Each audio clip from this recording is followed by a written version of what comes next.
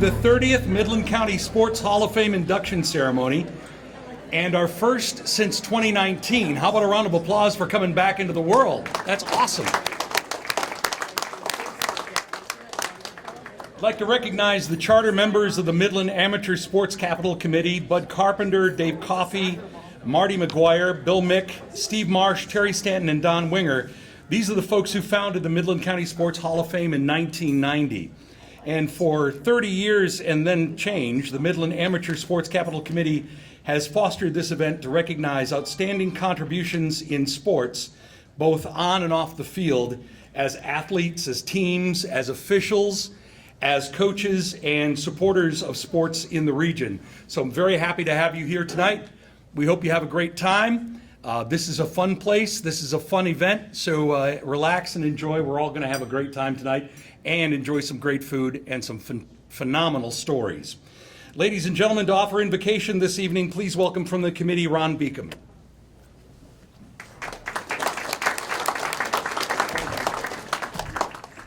Thank you, Jerry. So first, instead of bowing your heads, I ask that you take a moment to look around. Look in the faces of your family members and friends, the people you love who are gathered here, your colleagues, teammates, coaches, fellow coaches, or the players you've coached.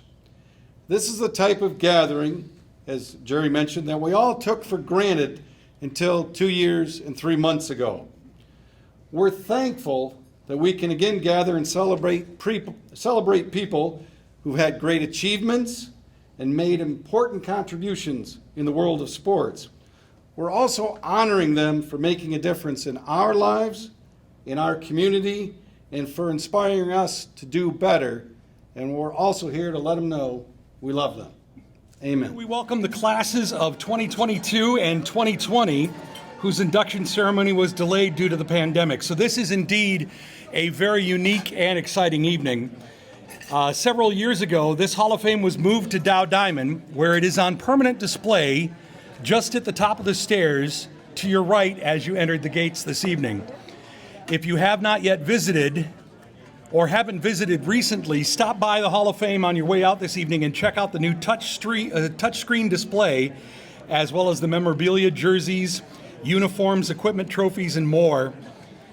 There's also a website, midlandascc.touchpros.com, but you probably do a better job of just taking a picture of it when you get down there, because that URL is hard to remember. So there's some interesting and helpful information about the display in your program, as well as the details for you, those of you wishing to contribute to the Steve Marsh and Terry Stanton Scholarship, commemorating Marsh and Stanton's contribution to the Midland Amateur Sports Capital Committee and Midland sports in general.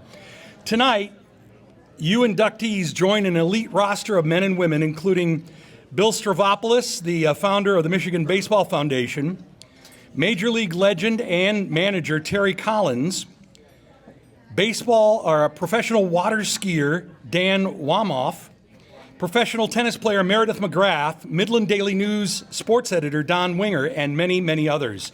So it's a diverse group that you have come to become a member of. So how about we say thank you to the following people.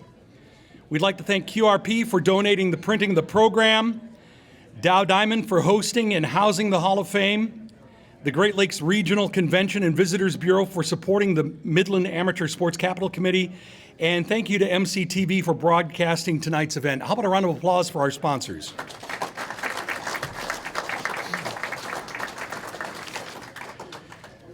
The Midland Amateur Sports Capital Committee would like to recognize previous inductees in attendance. If you're in attendance and you're a member of the Hall of Fame, please stand up so we can give you a round of applause.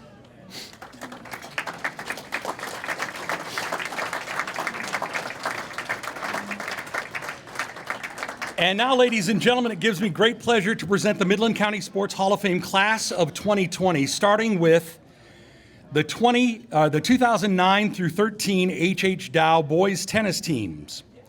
In its 52-year history, the H.H. Dow boys tennis program earned 41 SVL championships, 26 regional championships, 8 second-place finishes at the state championships, and they've been crowned state champions 7 times. But between '09 and 13, H.H. Dow compiled a record of 97-5-5, with 2 undefeated seasons, 5 SVL championships, 5 regional championships, and 5 state championships. 2 players on that team finished their careers with H.H. Dow without losing a single match at the state tournament in 4 years, with a 3rd player reaching that milestone in subsequent years. Ladies and gentlemen, representing the H.H. Dow High boys tennis teams 2009 through 13, Terry Schwarzkopf.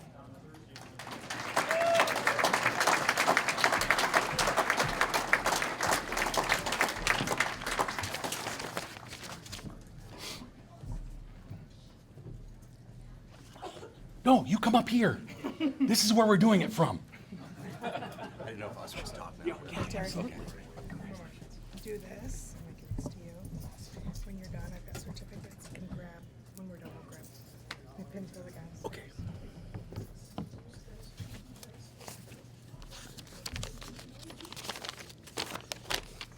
Well, he kind of took some of my lines from the speech already there in the introduction. First of all, I want to say thank you for allowing us this honor and recognition. In truth, an event like this was beyond my wildest imagination, but so was the streak that this team put together, which, as he said, but I don't deviate from my notes very much, was a record of 97-5-5. That's insane. They were 23-0 in our conference, and they won 45 tournaments during that time span. 45 tournaments. With, of course, 5 SVL, 5 regional, and 5 state championships. And as he said, we had 3 players who were 4-time individual state champions. That is unheard of. We have a singles player who never lost a single match as a singles player in high school. 2 singles players who set the all-time win record in the state of Michigan. One hit it, one followed and beat it. A doubles pair that finished their senior year with the top 2 slots in almost every category in the record books for the history of the state of Michigan.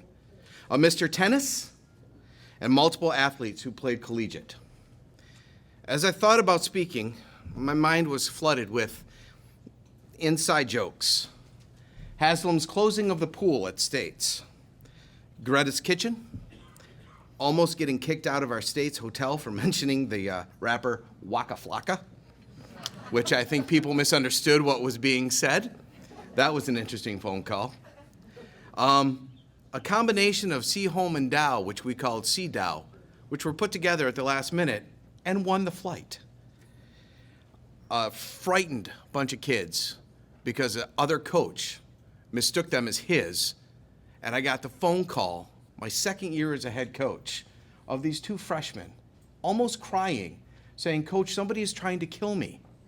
At which point we ran upstairs, and there is a coach from another team pounding on the door saying, "I know you're in there, open up, open up."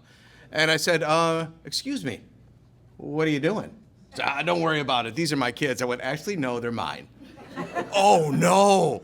So I knocked on the door, I'm like, "Boys, open up." They opened up, they had their rackets in hand. They're like, "Coach, I didn't know if we were gonna make it." Just good times. I had an undefeated streak as dunk master in the pool, where I almost killed Hooley. Tennis ball fights, incredible battles on the courts, but the best part was the long car rides and the conversations, the late euchre games, donut runs, and rolling up to States in what the team affectionately called the Schwartzmobile. And you don't understand, this vehicle was legend. Like flat tires, doors that wouldn't open, a trunk that got jammed at regionals after closing it on a player's bag, Gurney's gum that he smashed into the seats for me. It was fantastic. Because here we were, we would roll up to States and look out at teams that were dressed perfectly with a fleet of vans, synchronized warm-ups, and tents that served as home bases adorned with sponsors. And we would pile out of the van, all on one side because the other side didn't work, disheveled and ready to play. And honestly, though it sounds awful, I gotta be honest, It was quite the experience watching the crestfallen faces of coaches as we just continue to achieve championship status. Because these same coaches, first of all, misjudged us because of how we arrived. But secondly, every year would come up to me and tell me, "Coach, I ran the numbers this year. The best you guys can do is 5th. So you know what I did? I told the boys. It wasn't like they needed that much more fire to get going, but you don't tell guys that's the absolute best they can do. And then every year at the end of states, to see the face as he would just look at us like he didn't know what happened. It was magic. But I would be remiss to not mention that none of this would have been possible without the support and love of family. Truth be told, that was the foundation of our success. It wasn't a team, it's family. I still get emotional when I think of these guys. Because this was not a group of individuals who assembled to play and then went their separate ways. These guys were tight. In fact, 4 of them went on to live together at college, and as far as my knowledge, still get together for a week vacation every single year. These guys were brothers, and I was happy to be among them. From coaches to players to parents, my family, everybody made sacrifices, and they made them gladly for one another in order to achieve team goals. Rarely was there fighting about placement, position, honor. Had there been, we wouldn't have been able to succeed. One of these teams had 8 kids who played in college, and I never saw the ego on the court. They didn't let them tear them apart according to position. These guys played, and they won together. The relationship that we forged with Mike Woody in the tennis center created a type of symbiosis, elevating both groups to brand new heights. Did you know that in 2019, the first year of the run, we didn't even have home courts? Dow decided to fix the courts right before tennis season began. But Mike Woody allowed us the courts for the entire season for free to be able to practice at the center. See, from top to bottom, we were invested in each other. That is the reason for the success of that team. It was never an individual person nor a coach. It was the mindset that we are better together, and that's still true to this day. Each year, players come back to help with the next generation of Dow players. In 2009, the first year we won, we had 2 boys who came back and served as assistant coaches. And now they're on this plaque. Currently, Juan Guerra is our assistant coach and is breathing life back into the program, fomenting the culture as a former player. These guys celebrated each other's successes, and they found success because of it. In truth, that's why I'm so proud to see these boys honored today. I feel this world no longer teaches the values of sacrifice for success. We seem to live in a world where people mostly seek prestige of self. But that was never the case with these teams. And I cannot express how proud I am of their character in this regard. These coaches poured into these kids, and the kids poured into the coaches. They still do. Though separated by distance and time, you can see that they pick up where they left off. It's like a family reunion. And nothing makes me happier than the random call to go out to lunch or play some tennis or basketball when they're in town, or to see pics of these guys hanging out together. 4 years to serve as their coach. Wasn't enough. I love these guys. But not for what they accomplished, but because of who they are and how they achieved it. Sorry.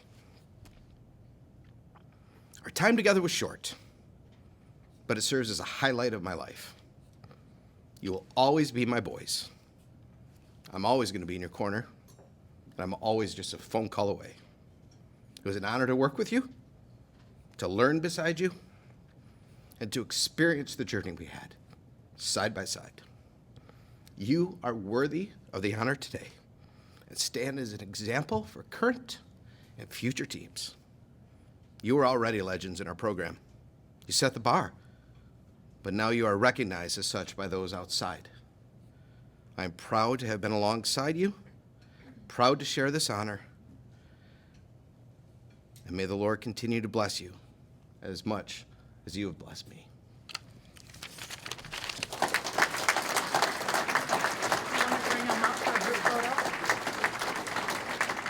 Come on up, guys.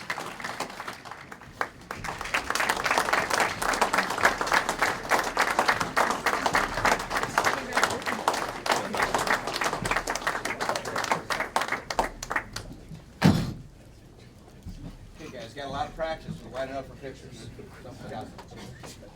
You guys know how to do this.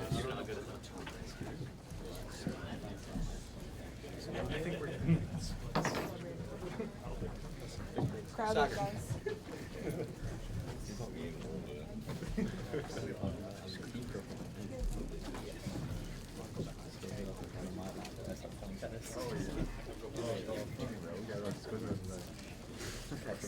She was following me everywhere I go. Can you sneak me that phone that's right there on the edge?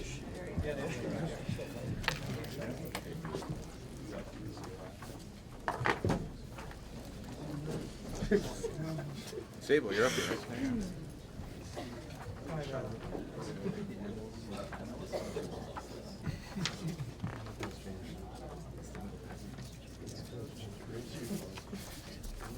All right, how do you want us to? Just smile for Facebook, guys. 1, 2, 3.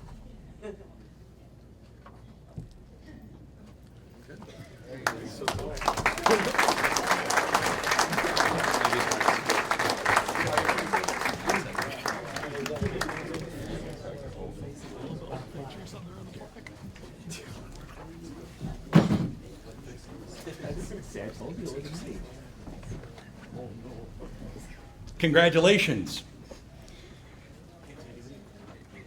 Larry Castle began coaching in 1973 on the staff of Midland High's legendary Bob Stoppert, and then eventually for the Chargers under head coach Frank Altamore. Some people do things not because it's what they do, but it's because it's who they are.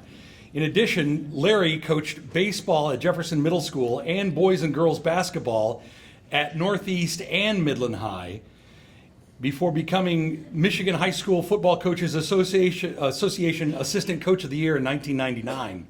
In 2015, Larry Castle was inducted in the Michigan High School Football Coaches Association Hall of Fame. And to that end of what you are, not what you do, after retiring from Midland Public Schools, Larry continued to coach football, first at Meridian High School, then at Elk Rapids High School, and most recently coaching his grandson's football team in Ortonville. Ladies and gentlemen, please welcome Coach Larry Castle.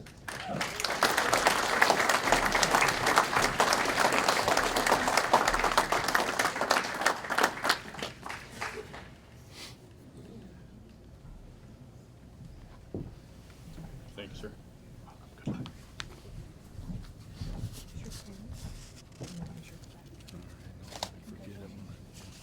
I'll make sure you know.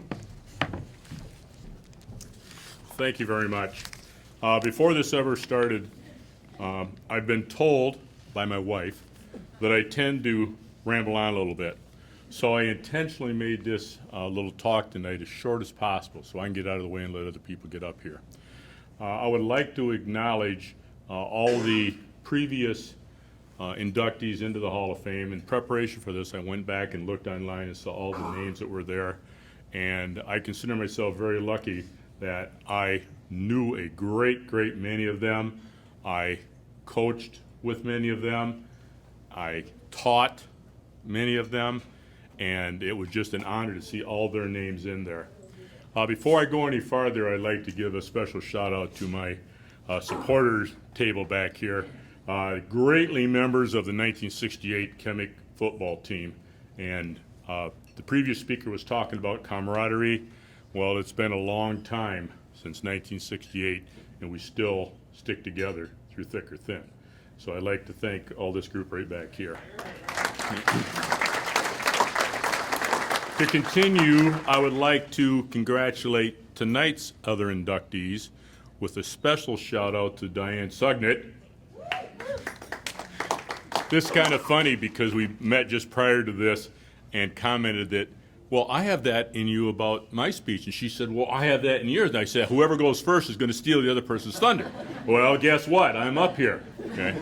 But just quickly about Diane, she was a student of mine when I first started teaching. And then a few years later, she came back and we taught what was at that time known as the varsity sports class at Midland High for a long time. I don't even know how many years, but we've worked together many, many years. And then it just so happens her daughter Rachel, I coached in girls basketball. So I stole Diane's thunder, so when she comes up and talks about this, just ignore it. Okay, as was just mentioned, I finished the last 2 years, I finished coaching my grandson's football team down in Ortonville. My daughter kind of got fed up with me coaching other people's kids and said, well, you've got to finally coach your own grandson.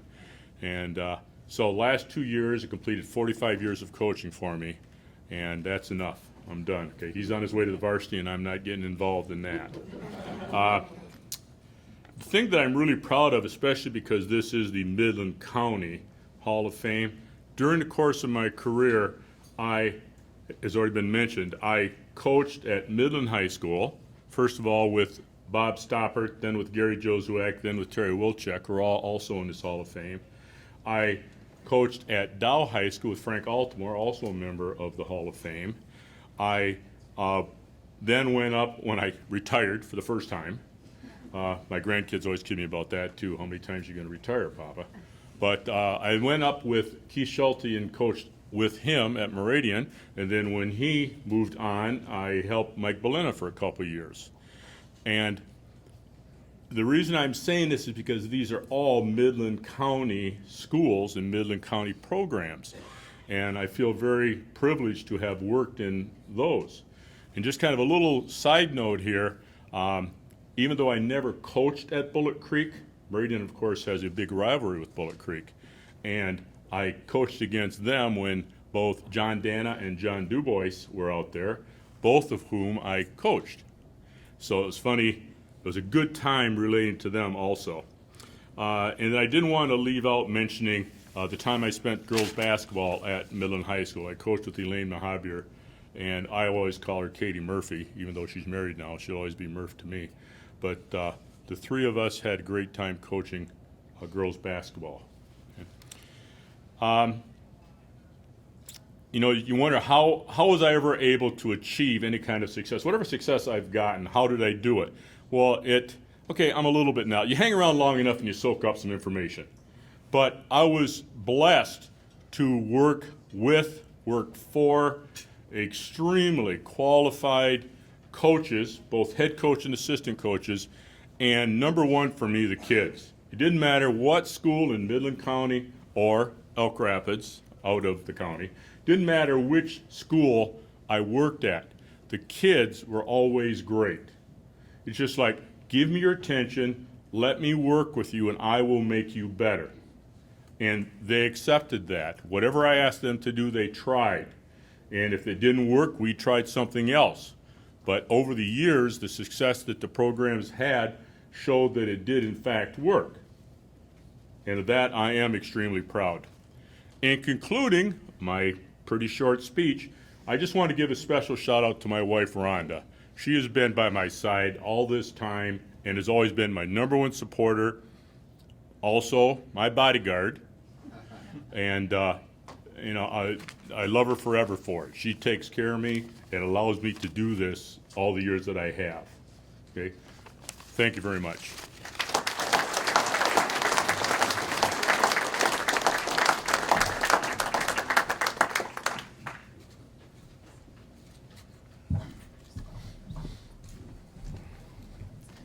I had not met the Murchisons before tonight's ceremony, and I asked folks on the committee, can you point them out to me? Oh, it's the cute little lady over there. Got it, no problem. So it's my pleasure now to meet my old friends, Pam and Craig. Well, not that they're that old, but we've been friends for a long time. Pam and Craig Murchison, who joined the Midland Granite Club shortly after moving to Midland in 1970. In the 80s, Craig was elected president of the curling club, eventually helping to facilitate the merger of the Granite Club with the Greater Midland Community Center in 1987. Approaching their 50th year as curlers, Craig and Pam continue to curl 3 times a week. They describe curling as a wonderful way to survive winter in Michigan, and I couldn't agree with them more. Ladies and gentlemen, Pam and Craig Murchison.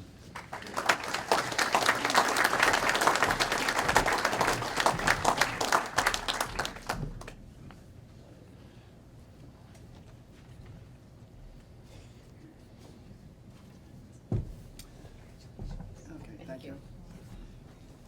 Move over this way. Okay. Yeah. Well, this is an unexpected honor to be recognized for our role in maintaining the curling program in Midland. It was said, Pam and I have curled for 50 years. It's been a big part of our life. Pam, as an aside, was the skip, which is curling talk for captain, of the ladies curling team in 1983 that won the what is called at the time the Great Lakes Women's Championship, and was able to represent the Great Lakes region in the Nationals. Craig doesn't have any big honors like that. But what especially kept us in curling all those years is mixed curling, which is 2 couples on a team and you play another team with 2 couples. So in a 2-hour period, you get competition, exercise, sociability, and strategy, all in a 2-hour period, and that's what's been most fun for us. The Curling Club has always been a volunteer organization and a happy place. Members have built things, fixed things, cooked things, made ice, organized leagues, organized bonspiels, taught curling, and participated in national competition. Like many significant things in life, you can't accomplish them all by yourself. You have to have others to help out. And there's 2 people I want to recognize tonight that were essential in helping maintain the curling program, and then one event that's significant. The first person is the late Herbert Dow, too. He was responsible, or partly responsible, for giving us our initial property out on Gerald Court, about 5 acres.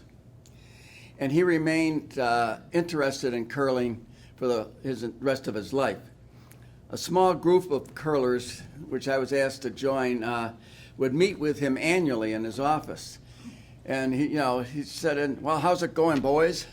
And we'd have to report how it was going, and which was going well in the early days. And we were organized as a private club, and he liked that because it's free enterprise and all that sort of thing. And that I was smart enough not ever miss those meetings. I figured that could be important. And so time went on, and we had a membership, and then early 70s, 200 plus, which is near the maximum that a 4-sheet curling club can handle and have ice time for everybody. But unfortunately, curling took a dip in popularity in the late 70s and early 80s. And so our finances became less than optimum. And so we had property, but we had a little cash flow problem. And when this became, because we had to pay the mortgage and things like that. So I was elected to call Mr. Dow and say, Mr. Dow, we might have to put a lock on the door because we just can't get enough members to meet our responsibilities. And he said, well, no, you don't put a lock on the door. You call me if you have to. Well, in the dark days for curling in mid-80s, 85, 86, I had to call Mr. Dow and say, Mr. Dow, we're going to have to put a lock on the door.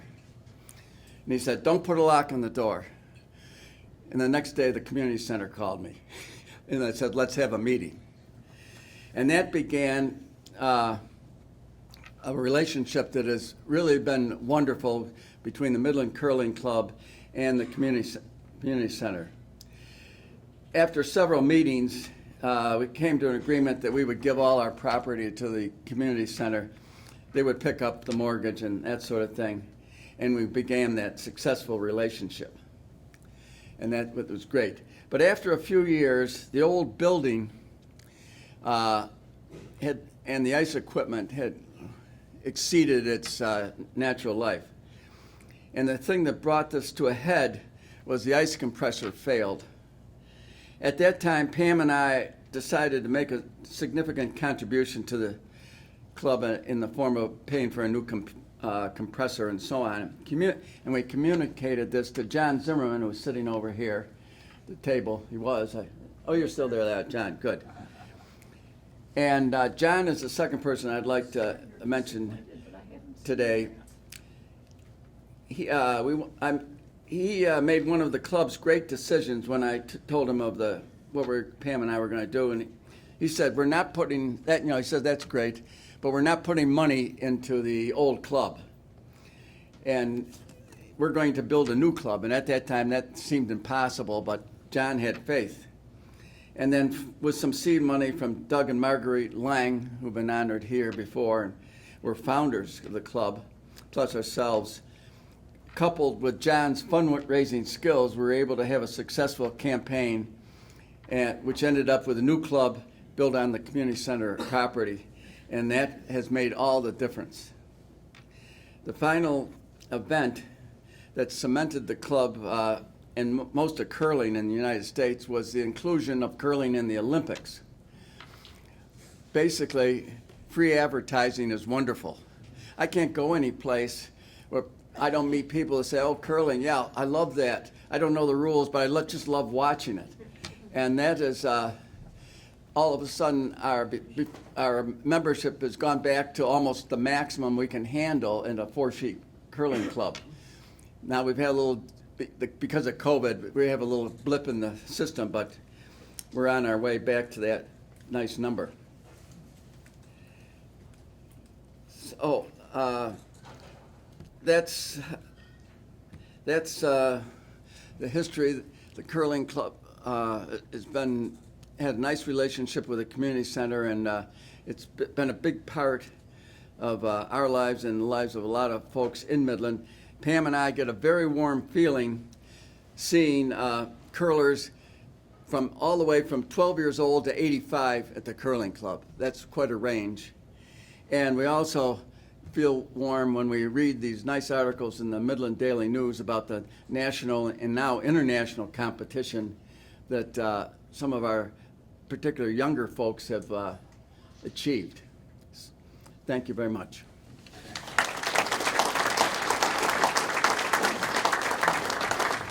Okay. You want to go there?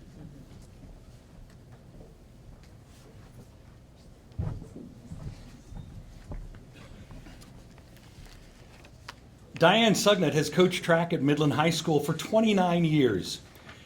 And in that time, Diane's teams have won 3 regional championships with, listen to this again by the numbers, a record of 1,670 to 327, including going undefeated in 19 consecutive seasons in dual tri-meets. Diane teaches physical education, coaches elementary jump rope teams, co-organizes the district elementary track meet, fun run, and paddleton tournaments. She received the Lloyd Osborne Award in 2012 and the Bob Stoppard Award in 2014-15 for excellence in coaching and leadership. Ladies and gentlemen, Diane Sugnet.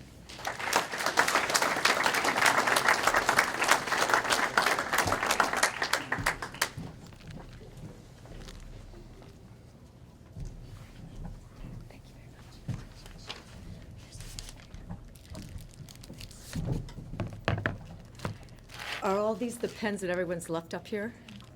Just extras. Oh, okay. All right. Good evening. I'm very humbled and honored to be a part of this prestigious class.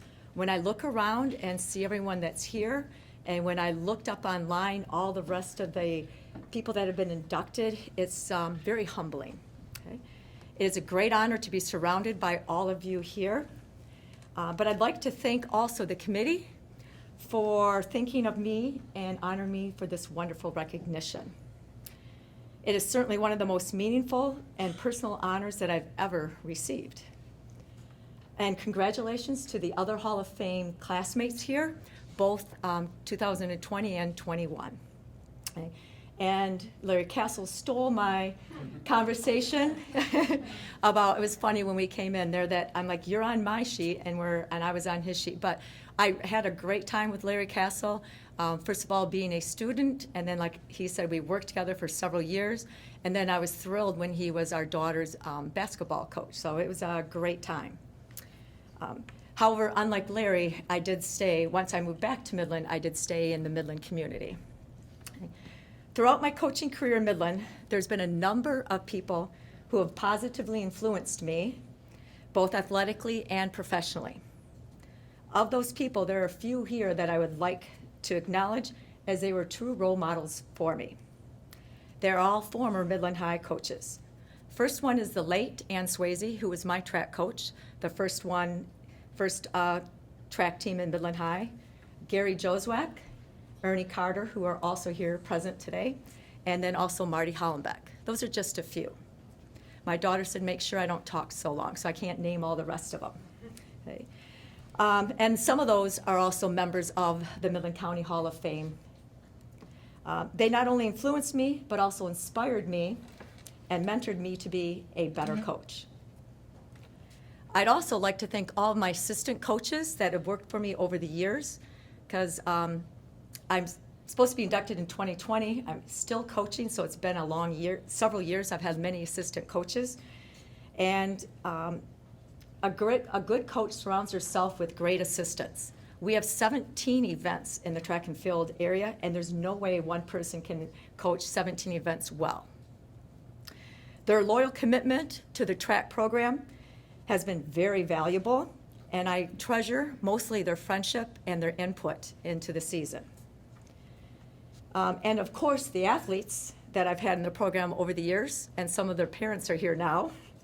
I would not be here without the athletes, without their accomplishments, their dedication, and their hard work ethic. I'm proud of all of them, and I still stay in contact with many of them, but not all of them, but several of them. And it's been a real privilege to be a part of their lives. I just had my track banquet a couple days ago. And it's my favorite part of the season is the banquet, because they have given so much to the program. I enjoy giving back to them and honoring them for all of their hard work and all of their accomplishments.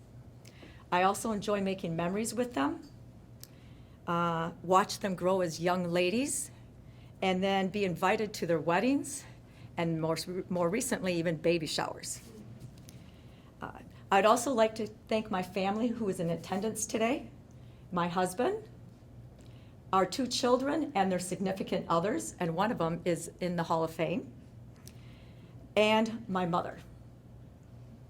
They have made many sacrifices and have been so supportive of me over the many years.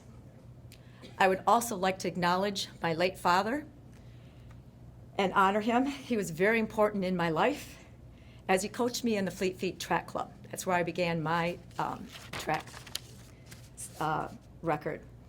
He pushed me. He taught me how to push myself. He taught me how to be grateful to my coaches, so I hope that's true, and to not blame them for my own mistakes and faults. He was very big on that one. Like many coaches, I am overly competitive, a workaholic, and at times, maybe too controlling. Thank goodness for my family and my fellow coaches who keep me very well grounded.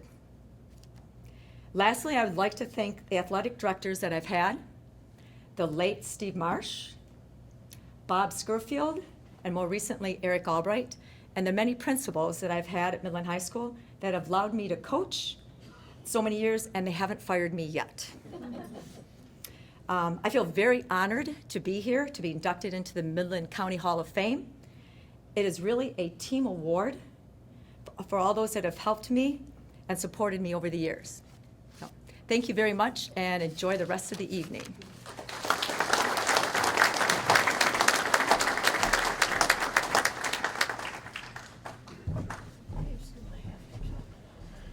Ladies and gentlemen, that is the class of 2020. How about a round of applause for them? And now the class of 2022. Between 1985 and 1992, Brandel Roofing Football won 7 Midland League championships and Midland City tournaments, 7 Michigan Recreation and Park Association district championships, and 6 MRPA regional championships. In 1991, Brandel won the United States Touch and Flag Michigan State Championship and the Pinconning Tournament. Is that Pinconning, Michigan? There's more than just cheese. The Brandel Roofing team was inducted into the National Hall of Fame in 1992 and the Michigan Amateur Football Hall of Fame in 1999. Representing the Brandel Roofing football team, please welcome Neil Wackerly.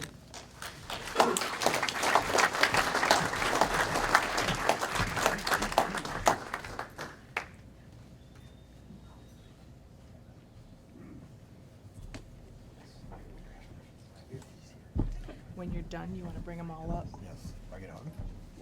Yes. You're welcome. Hello, everyone. I'm Neil Wackerly, and I'm accepting for the Brandel Roofing football team. I was really happy that I didn't have to follow Dave Marsh and Dave Walters, but the rest of you are pretty hard acts to follow too, so please bear with me because I don't claim to be a public speaker. We'd like to thank Marcy Post, the Hall of Fame committee, and everyone involved in making this event happen. Congratulations to all the other inductees, all worthy recipients. We are honored to be part of such a distinguished class. Did I mess up? Okay. I'd like to acknowledge the Brandel family at this time, Bob and Marcia, daughter Madeline. Jason was supposed to be here, that's the grandson, but he's at a baseball tournament with his son. That's where he should be. We have Jeff Brandel, our captain and mainstay. Deb and Cal couldn't be here because they live in Colorado, and one of our biggest supporters, Mary Brandel Palmerville, passed away 6 years ago, way too early in life. My key word here is Ernie, and Gary, you're gonna love this. You is family. When you played for Brandels, you were part of the family and were treated as such. We were very diverse. There was no distinction between black, white, or Asian. We had lawyers, business people, farmers, builders, high school football coaches, and politicians. All part of the family. We, the players, would like to thank the Brandels for treating us as such. The second key word is team. Though it is our national championship team that's in the paper and on the plaque, it's about the many years we played. We played, I think, almost 15 years together. There was and even though, again, it was 1992 that's on the program, and 92 was a great year because Brandels was also inducted into the National Touch and Flag Hall of Fame that year. But again, it's about the accumulation of all the years. We had many great players that led to this induction. Players came and went, but the core players stuck together. No matter what format we were playing, 4-man, 6-man, 7-man, 8-man, at any given moment, we knew where everyone was going to be on that field and where they were going to be next. It was always about the team. We started out as a typical bunch of friends in Midland, playing softball, basketball, and football locally. But when Midland changed from 4-man to 7-man, we got serious because switching to 7-man allowed us to play in the state tournament. Wherever we were, whether it be a softball tournament, benefit for a boy that had lost his limbs in a combine accident, or on a boat in the bay, a football was soon in the air. We played football year-round because somewhere, every weekend, there was a football tournament in this country. We played in many states and in a couple of countries. Our first big tournament came when Kurt and Mike Yaki, local boys, invited us to play in a tournament at the Silverdome. It didn't take us long to figure out that we weren't as good as we thought we were. We drew a team out of Ohio named Gibbs. They were both the touch and flag national champions and hadn't been beaten in years. We gave them a game, but we learned a lesson. Another time, While walking into a hotel in Ohio, a bus pulled up painted like a Bud Light can. The team was Cincinnati Bud Light, and 60 players got off that bus in a 7-man tournament. They had ex-Ohio State and NFL players, Ray and Archie Griffin and Art Schleister. They walked past us all glammed up, multiple uniforms, warm-ups, bags, socks, and a darn bus. Jeff turned to me and said, "Let's just go home." I'm proud to say a team went home that day, but it wasn't Brandles. As time went on, we got older and slower. That core, that family continued to win. We refused to be intimidated. Once, while playing a younger team, the younger team pleaded with the referees before the game started, "Please, don't make us play them. We don't want to embarrass them or hurt them." At halftime, we were leading 35-0. And their quarterback was berating his team, telling them, we're getting beat by a bunch of old men. And Dan Griggs said, "Hey," and as the quarterback turned, he says, "You forgot fat. We're fat old men." To my teammates, my family, my brothers, and their spouses, by the way, ladies, we got a gorgeous bunch of ladies here tonight, but our spouses put up with us playing a kid's game. I'm sorry that I don't have time to tell a story about each and every one of you, and believe me, I could tell a story about each and every one of you. I love you all, and I miss our time together. Many of our players and coaches and staff couldn't be here tonight for one reason or another. Mark Cooney was a mainstay of our team.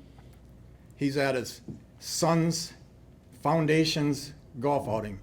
His son was a Marine and came back with PTSD and took his own life. Pappy Boynton, one of our players was Randy Boynton, couldn't be here tonight. Come down with a slight case of COVID and didn't want to jeopardize any of you. But Pappy, he's still with us, but he's struggling. But he was a valuable asset. He drove his motorhome all over the state of Michigan and adjoining states to film teams we were going to play. And that gave us a leg up on a lot of teams. Off the national championship team, we've lost Mike Yaki and two of our leaders in Pat McCroskey and Dan Griggs. Way too young, leaving behind wives and families. I miss that I can't pick up the phone and talk to them. They could brighten the darkest day. Yes, we are family. We played anywhere, at any time, and in all types of weather. In fact, we liked bad weather because nobody was faster than us. The Brandel football family would like to thank you for this honor. We are truly humbled by this induction. So do I get the team now? Come on, guys.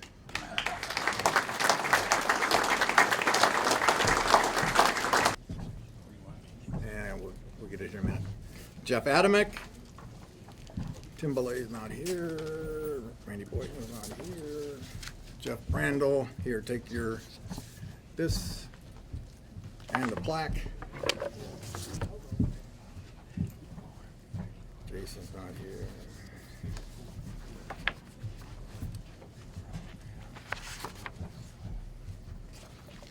Roy, this is Roy Dangle. Eric's not here, damn it. One of the politicians didn't show up, figure that out. This must not be his election year. This is Tracy Griggs, Dan's wife and widow. We're really happy that her and her family, and by the way, his mother and father are here, Max and Helen Griggs. Max is in this Hall of Fame twice. Dwight McDonald.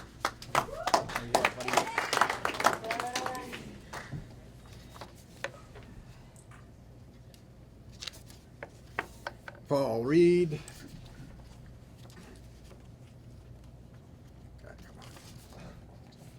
Dale's not here. Tom Talcott. Tom always was able to keep the atmosphere light.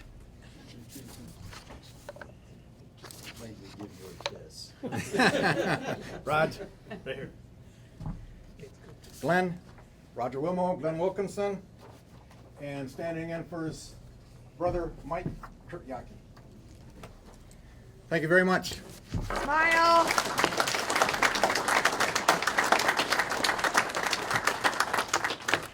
We'll get one. Team back here.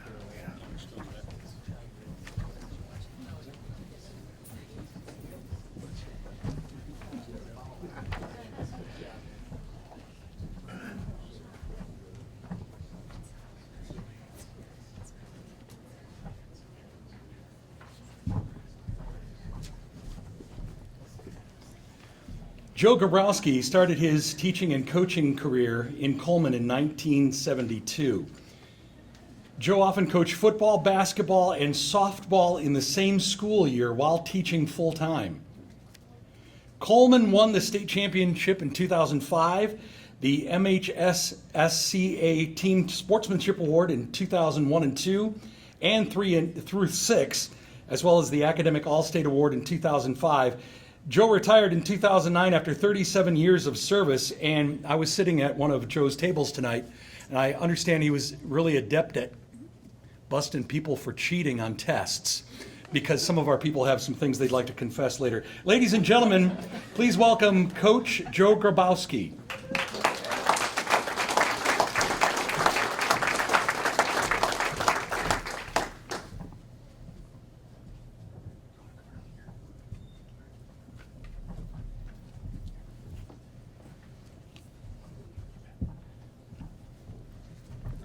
Thank you.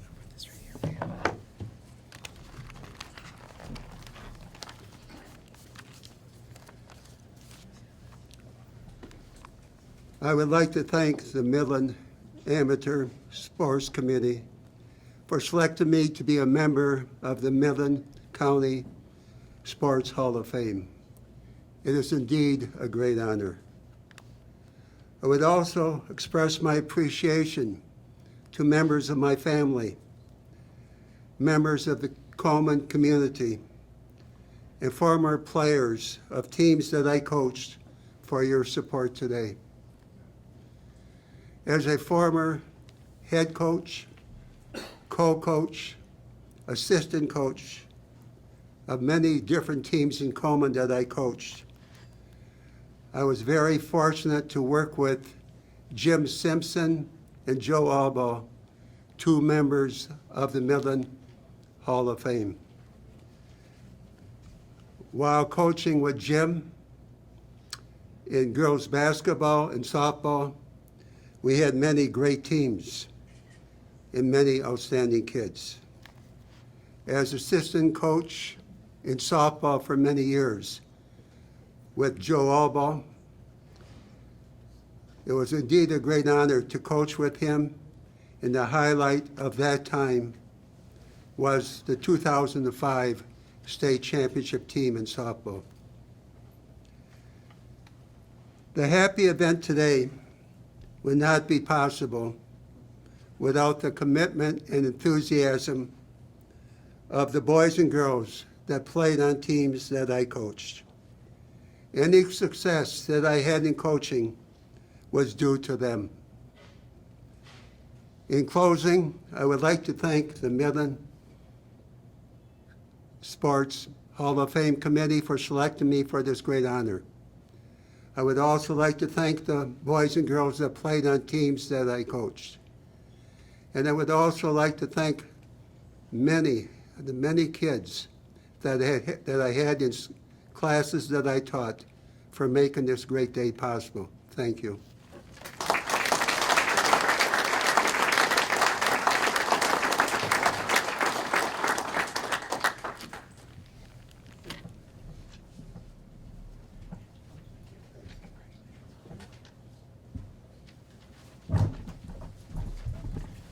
Coach, I want to let you know that we are all gathering at the back door. I know that there's some people who are going to be running some laps later, so thank you very much. Dave Marsh served for 23 years in the Northwood University Athletic Department, 8 as Director of Athletics. In 2017-18, he was named the Under Armour Division II Athletic Director of the Year by the National Association of Collegiate Directors of Athletics.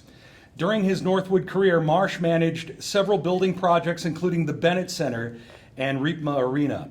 During his tenure, Northwood won 48 GLIAC championships, including the school's first baseball and third men's soccer titles in 2017. Marsh has volunteered as a play-by-play announcer for MCTV broadcasts. He has been a leader with the Midland Amateur Sports Capital Committee since 2000, spearheading the move of the Midland County Sports Hall of Fame here to Dow Diamond in 2013. And I always know Dave is in attendance at a Loons game when I get a third inning random text request for a Motley Crue, Rat, or Van Halen song. The guy likes his hair music. Ladies and gentlemen, my friend Dave Marsh.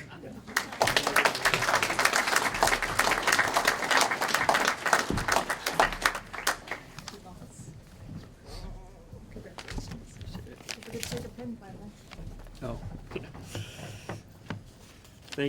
Thank you, Jerry, for those kind words. And also, Jerry, thanks for serving as our MC tonight. Jerry is the voice of Dow Diamond, if you didn't know that, and it's volunteered to be the MC at several of these events. So I think we should give Jerry a round of applause.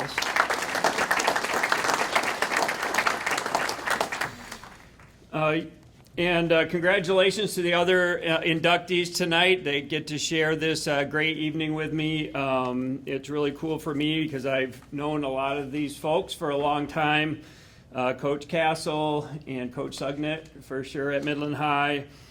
Austin Woody was also a Timberwolf with Northwood, so go T-Wolves. And Dave Walter, we've become friends over the years. It's really great. And from Jeff Brandel, I've known for a long time, and Paul Reed and I were friends since high school. So it's really cool to be able to share this night with you guys.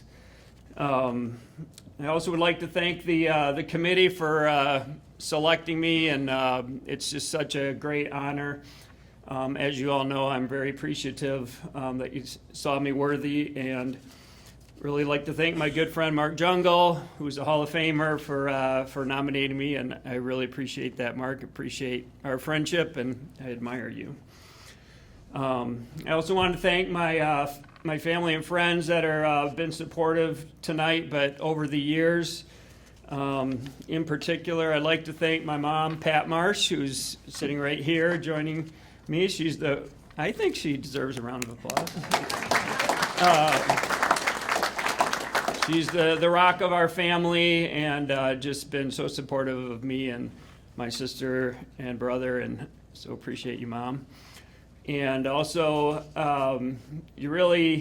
anybody that works in athletics knows that to have any success at all requires a great deal of effort and commitment and time, nights and weekends and calls at 11 o'clock from whatever, and you can't succeed without a supportive wife by your side. And so I thank my wife Susan for allowing me to live out my passion for Northwood, for athletics, for Midland. Without her, there's no way I would be here or been able to be successful in my career. So thank you, honey.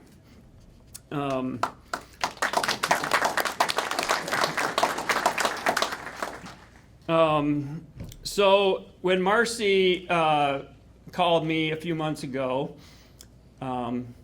actually before I go on, we should recognize Marcy Post. She's been the main organizer of the event tonight, and all while she has been fundraising and putting in the Miracle Field, which is now in Midland, a baseball field for handicapped kids, and that's mainly due to Marcy, so I think she deserves a round of applause. But when she called me, she will attest to this. I was overtaken with emotion for sure. Took me a while before I could talk. Because for sure, as you guys know, or anybody that has been selected, it's an incredible honor to be part of the Midland community and all the great people that have made Midland and the Midland County the great place that it is. And so it's like Diane said, it's the biggest honor of my life. And so that's what is obviously very meaningful. But for me, the Sports Hall of Fame runs deeper because of some individuals who are inductees that have really shaped me as not just as a professional or as an athletic director, but as a person. And so I'd like to acknowledge some of those. One is Dave Coffey, who was inducted in 2009. Dave was the athletic director who hired me. He showed faith in me, confidence in me. And what he taught me was to not listen to naysayers, but if you see something can be better or that you have a vision to do something, that you go for it and do that even if people say it's not going to work. If you know in your heart it will, then you go for that, and I got that from Dave. I also had the privilege of working for 17 years with my best friend Pat Rima, who was the AD and football coach at Northwood. We did have the unusual thing when I became the AD. He was the AD and I was the associate.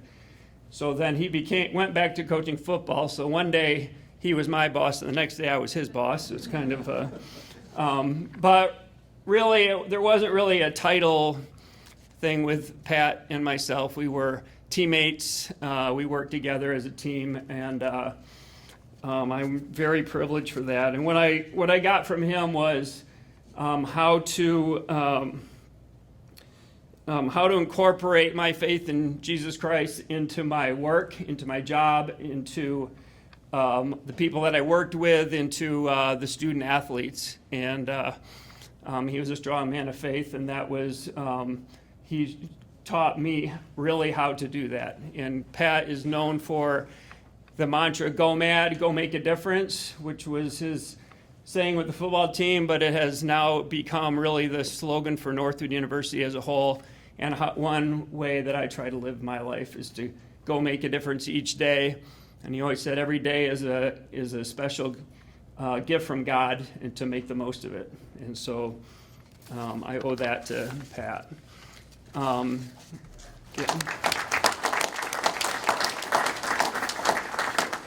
I also have the unique privilege of being the fourth member of my family to be inducted into the Midland County Sports Hall of Fame. My uncles Pete Marsh and Ernie Sarine are members, and Ernie's son, my cousin Jeff, is in attendance, and his wife Teresa. I'm very honored that you're here. Those guys are here to support me for sure, but also to represent Pete and Ernie and our family, and I'm really grateful that you're here. I appreciate you guys. And what I got from Pete and Ernie and most of my dad's family, frankly, was competitiveness. My wife would say it's more of a flaw than a strength, probably, which is probably true sometimes. But like Diane said, if you're going to become a Hall of Famer, you got to have some competitiveness in you. And for sure, our family was competitive. And I also got from them a appreciation for family legacy and for family heritage. It was a tradition of ours with me and Jeff, my brother, my dad, my grandpa, Ernie, and Pete to go hunting every fall. And we've developed such great relationships and stories and everything from that. So I got that from those guys. And lastly,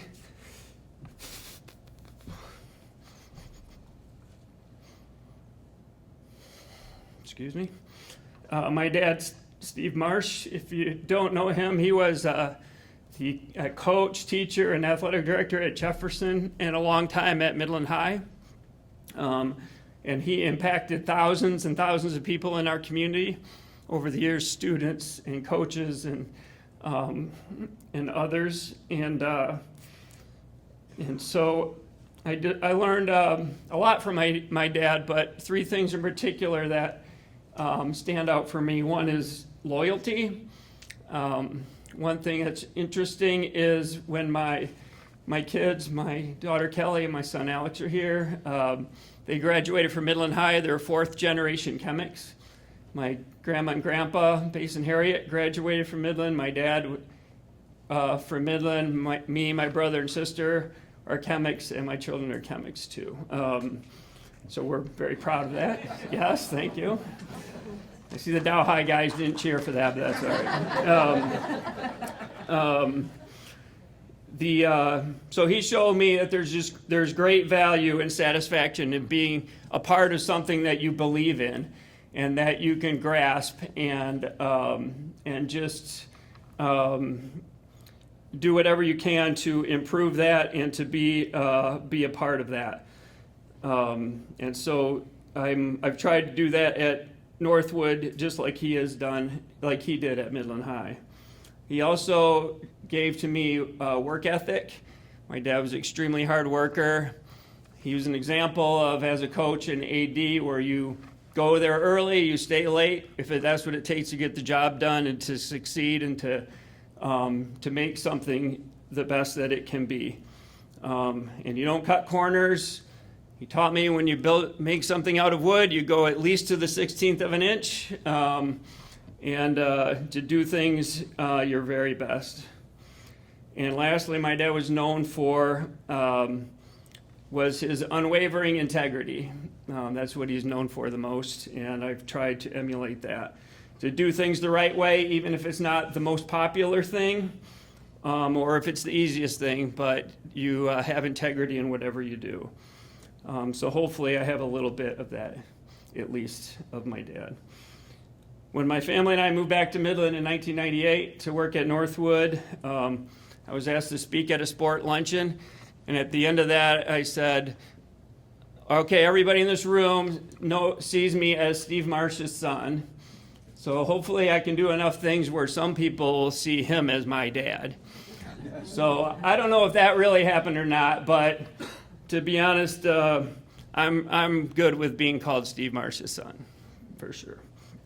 So I'm very grateful and humbled to be honored tonight with the people that I just mentioned, with my fellow inductees, and other people that are here that I admire so much, like Coach Joswiak and Coach Carter, and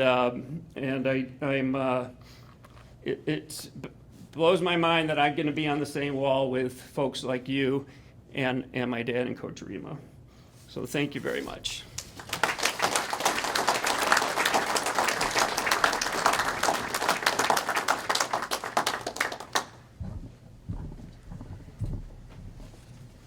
I should have warned you, there's going to be laughter, there's going to be tears. It's a full smorgasbord. Dave Walter attended Meridian High School from 1979 to 83, where he was a multi-sport athlete and class valedictorian. Walter started all 4 years at quarterback for the Michigan Tech Huskies. He set an NCAA Division II record for most plays in a game with 85. Did the other team even get the ball? And for most plays in a career with 1,660. He was inducted into the MTU Sports Hall of Fame in 1998, drafted by the NFL's New York Giants in '87, played 3 games with the Bengals, then finished his career with the Green Bay Packers, also playing for 1 year with the semi-pro Fresno Bandits, leading them to a 15-0 record and the national championship in 1991. Ladies and gentlemen, Dave Walter.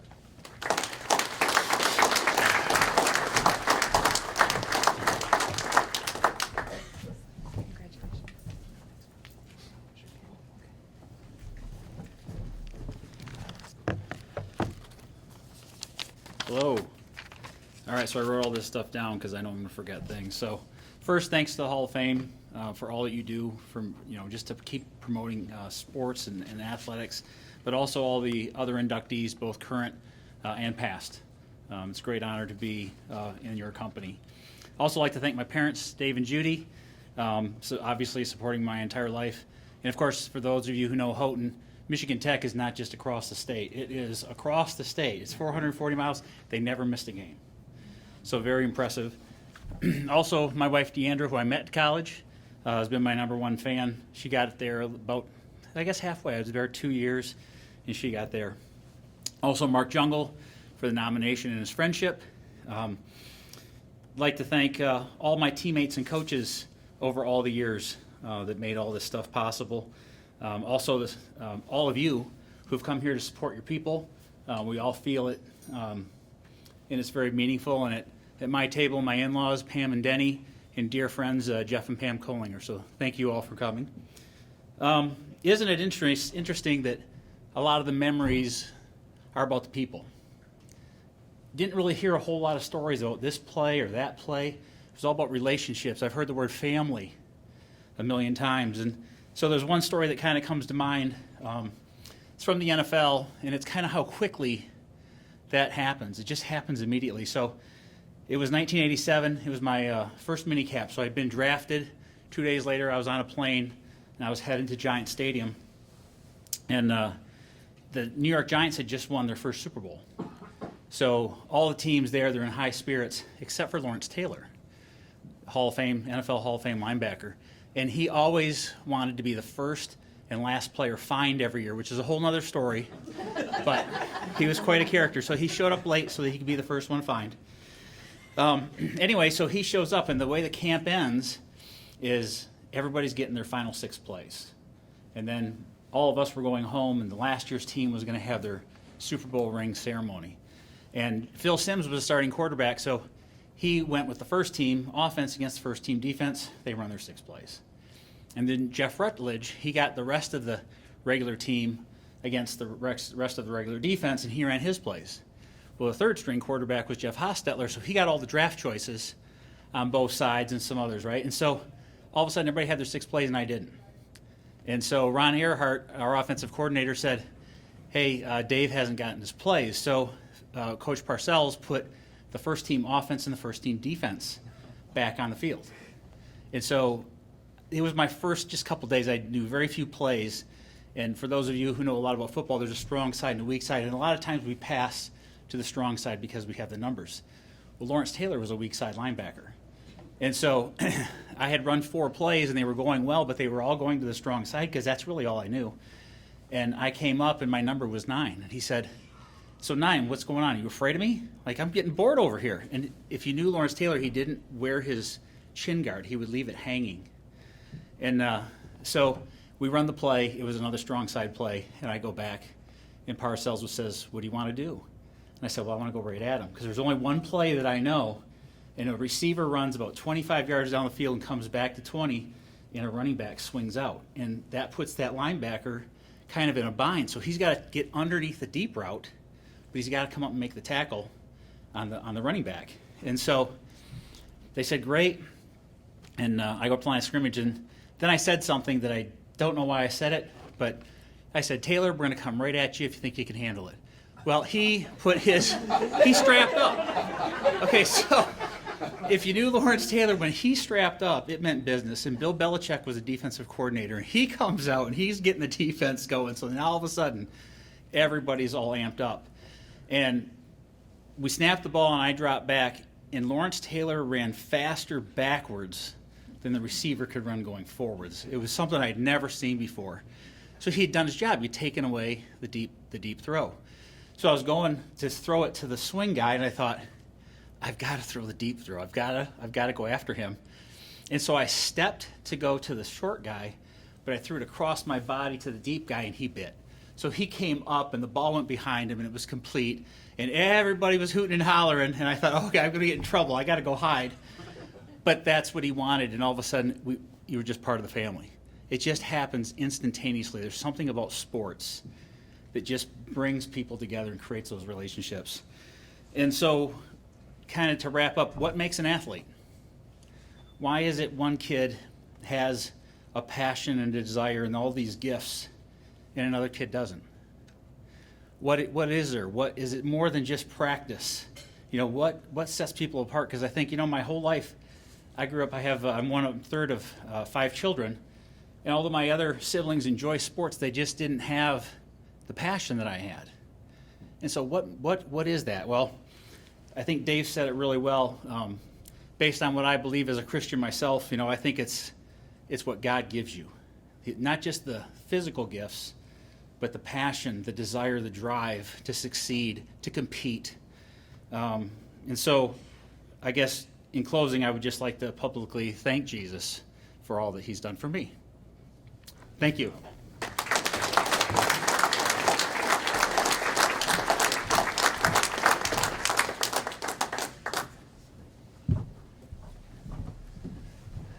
All right, folks, how about a round of applause for the class of 2022?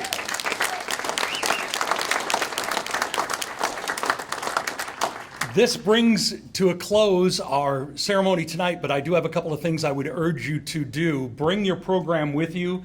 There's information if you're interested in contributing to the scholarship fund. There's also information about the Sports Hall of Fame. If you get the chance, if you have a couple of minutes, hit 2 on the elevator and just take it out and head out to your right and take a look at the Hall of Fame. It is really quite spectacular. The new touch screen is up, and you should get an opportunity to play with that and look at what that has to offer. There's lots of memorabilia, equipment, pictures, articles, lots of things for you to look at in the Sports Hall of Fame, which is just below us. If you just take hit number 2 on the elevator and take a right as you exit the elevator on level number 2 for the Midland County Sports Hall of Fame. We would like all of the class of 20 and 22 to come back up here after for pictures. Is that right? We need everybody that received an induction to come up onto the stage to get a picture afterwards.